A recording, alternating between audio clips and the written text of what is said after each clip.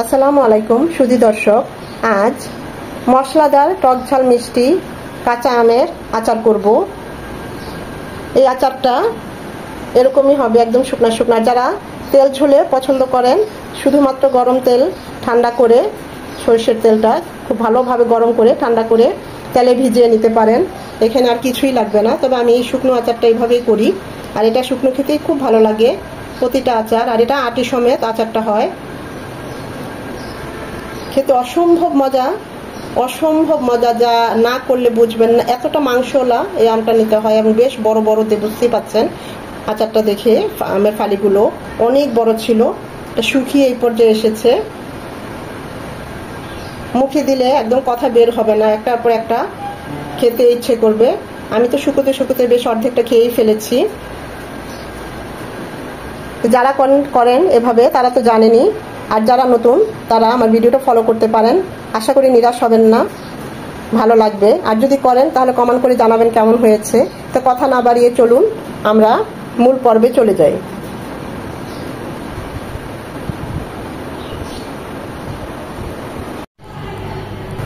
আমের আচারে দেওয়ার জন্য 5 ফোড়ন তেলে নেব। তেলে এটাকে গুঁড়ো করে নেব।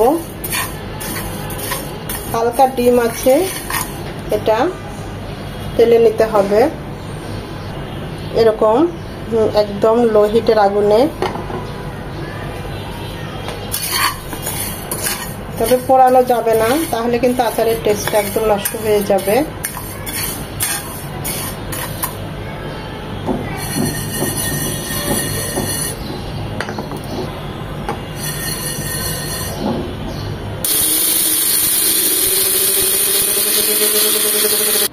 মশলাদার আমের শুকনো আচার করার জন্য আমি এরকম করে আমগুলো ভালোভাবে প্রথমে ধুয়ে পানিটা ছড়িয়ে এভাবে দুফালি করে নিয়েছি। এই আমে যদি একটু দেখবেন এরকম বোড়াটা একটু শক্ত শক্ত হয়, এই তখনই বেশি খেতে ভালো লাগে। যদিও কাটতে একটু বেশ কষ্টই হয়, বটির অবস্থা আমার একদম খারাপ হয়ে গিয়েছে আমগুলো কাটতে যেয়ে। আর শক্তিও প্রয়োগ লাগে, কারণ যেহেতু বোড়াটা ডেকে গেছে, মানে বোড়াটা শক্ত হয়ে গেছে, সেটার কথাই বলছি। এই ধরনের আমগুলো, আর আমি কিন্তু প্রতিটা আম যেভাবে যাতে মশলাগুলো ভিতরে ঢোকে প্রতিটা আম এভাবে কেটে নিয়েছি। 2-3টা এরকম করে কেচে নিয়েছি যাতে মশলাগুলো খুব ভালোভাবে ঢোকে। আর এটা যেহেতু শুকনো থাকবে তাই এতটা বড় থাকবে না, দুফালি করে নিয়েছি যাতে জাল দিয়ে শুকানোর পর ঠিক থাকে। চাইলে আরেকটু চিকন করেও নিতে পারেন। এখানে কোনো পানি থাকা চলবে না, প্রতিটা আমি এভাবে কেচে নিয়েছি। আর সবচেয়ে মজা লাগবে এই ধরনের একটু শক্ত শক্ত বোড়াওয়ালা আম নিলে, আর এরকম একটু লম্বা টাইপের আমগুলো নিলে। তো এখন এখানে মশলা ইউজ করব। প্রথমেই যা দিয়ে দিব সর্ষে বাটা। আমি এখানে সর্ষে ব্লেন্ড করে নিয়েছি,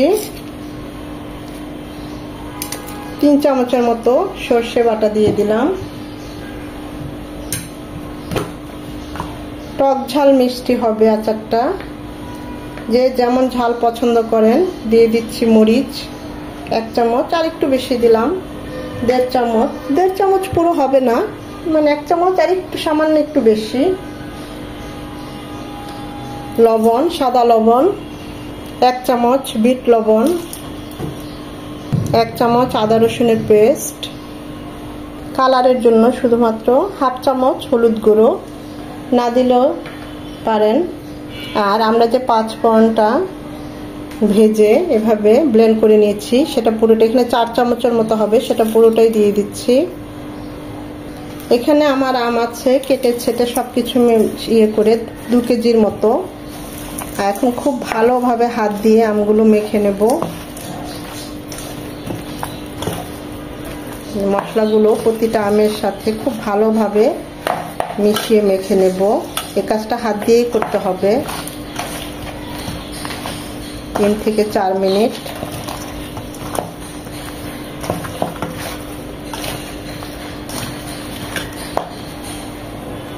মূলত এই আমটা রোদের জন্যই বেশি উপযোগী, যদিও আমি কোনো রোদ দিতে পারবো না, বারান্দায় বা চুলার নিচে দিয়ে আমাকে এই আচারটা করতে হবে। আপনাদের যদি রোদ দেওয়ার পসিবিলিটি থাকে অবশ্যই এভাবে মেখে একটা রোদে দিবেন, 1.5 থেকে 2 ঘন্টা কড়া রোদে রেখে তারপরে আমরা চিনির শিরায় দেব। যেহেতু আমার সে পসিবিলিটি নাই, আর এমনি মেঘ গুড়ি গুড়ি বৃষ্টি হচ্ছে 2-3 দিন যাবত, আমি এমনি আধা ঘন্টা মতো রেখে এটাকে চিনির শিরায় দেব। এটা মূলত রোদেরই আচার। এভাবে ঘষে ঘষে প্রতিটা আম ভিতরে যেন যেরকম ভিতরে যেন মশলাগুলো ঢুকে ভালোভাবে মিশিয়ে দিতে হবে।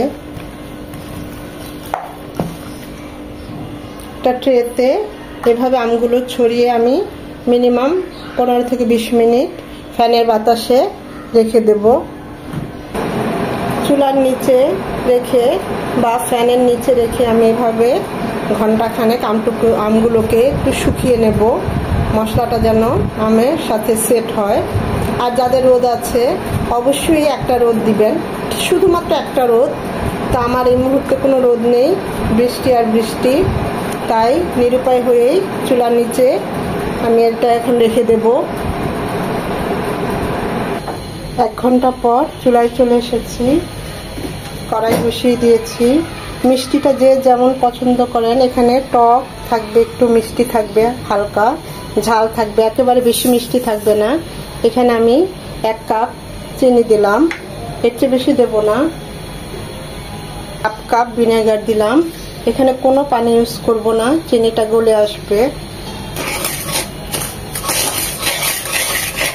যারা একটু বেশি মিষ্টি খান তারা চাইলে আরেকটু আর 1/2 কাপ চিনি দিতে পারেন।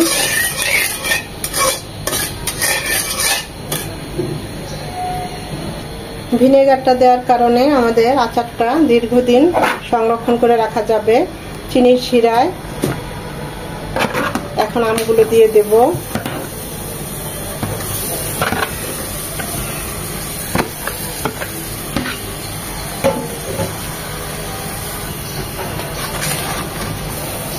এই ভিনেগার আর এই চিনির শিরার মধ্যেই আমটাকে জাল করে নেব। নেড়েচেড়ে খুব ভালোভাবে মিশিয়ে মশলাটা সাথে কষিয়ে নেব। এখানে আপনারা টেস্ট করে নিতে পারেন এই পর্যায়ে লবণ বা চিনি যদি লাগে আরেকটু চিনি, বা বিট লবণ, বা ঝাল খেলে আরেকটু মরিচের গুঁড়ো বা চিলি ফ্লেক্স অ্যাড করতে পারেন।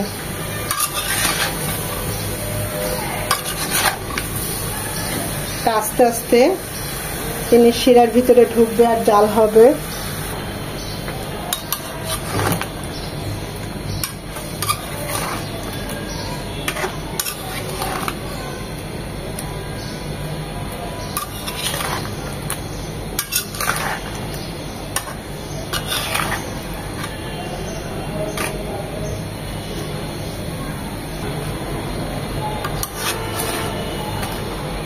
একেবারে পুরোপুরি সিদ্ধ করব না, 80% মতো আমটা যেন সেদ্ধ হয় ওই অনুযায়ী সেদ্ধ করব, তা না হলে পরে গলে যাবে।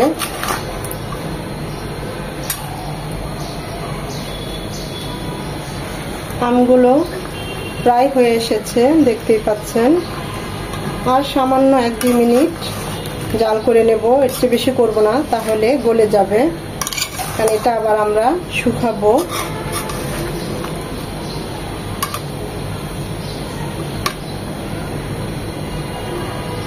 এখন চুলাটা অফ করে দেব।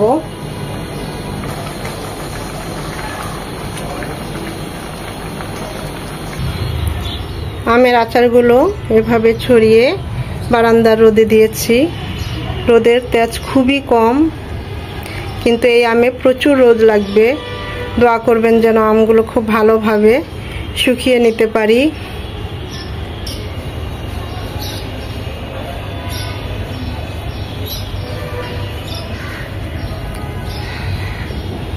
মিনিমাম 3 থেকে 4 দিন তো লাগবেই।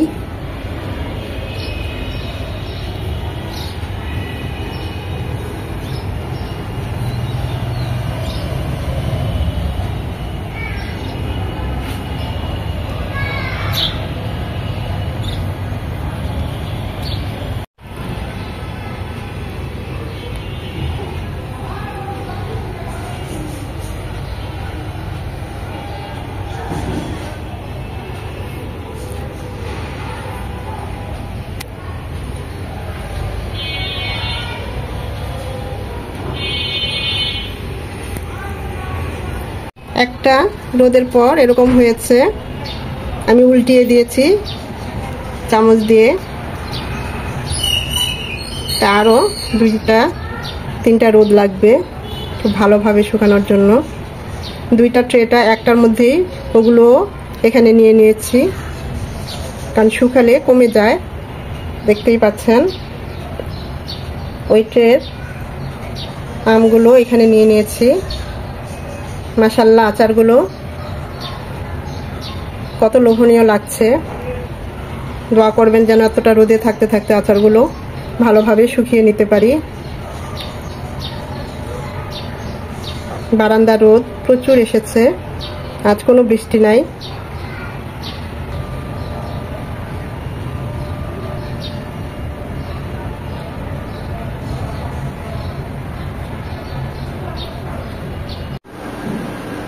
মশলাদার টকঝাল মিষ্টি আমের আচারটা আমাদের একদম শুকিয়ে গিয়েছে, দেখতেই পাচ্ছেন। এর চেয়ে বেশি শুকাবো না, এটা এইভাবেই যথেষ্ট শুকিয়েছে। আর যথেষ্ট আম, মানে মাংসওয়ালা আম দিয়ে এবং আটি সহ এই আচারটা করা হয়।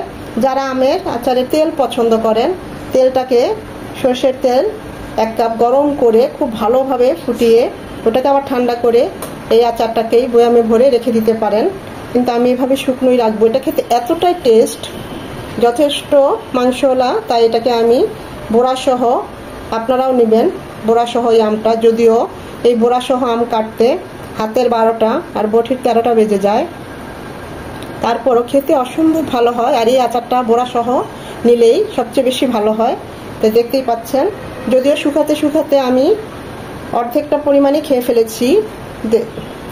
প্রথম অবস্থায় অনেকগুলো দেখেছিলেন, এখন অনেক কম দেখছেন। এর কারণ নেড়ে চেড়ে দিয়েছি আর খেয়েছি, নেড়ে চেড়ে দিয়েছি আর খেয়েছি। প্রতিটা আচার এত মজাদার, দেখতেই পাচ্ছেন কত বড় আম হলে এতটা লম্বা এবং মাংসওয়ালা এবং শুকিয়ে এই পর্যায়ে আসে। মুখে দিলে দেখবেন আর কথা বলা যাবে না, মিলিয়ে যাবে, মুখ থেকে আর সরাতে ইচ্ছে করবে না, এতটাই মজা হয়। আর আমি এটা শুকনোই রাখবো, এটা শুকনো খেতেই বেশি মজা। দেখতে পাচ্ছেন প্রতিটা আচার অসম্ভব ভালো হয়েছে। একবার খেলে বারবার এভাবেই করতে ইচ্ছে করবে।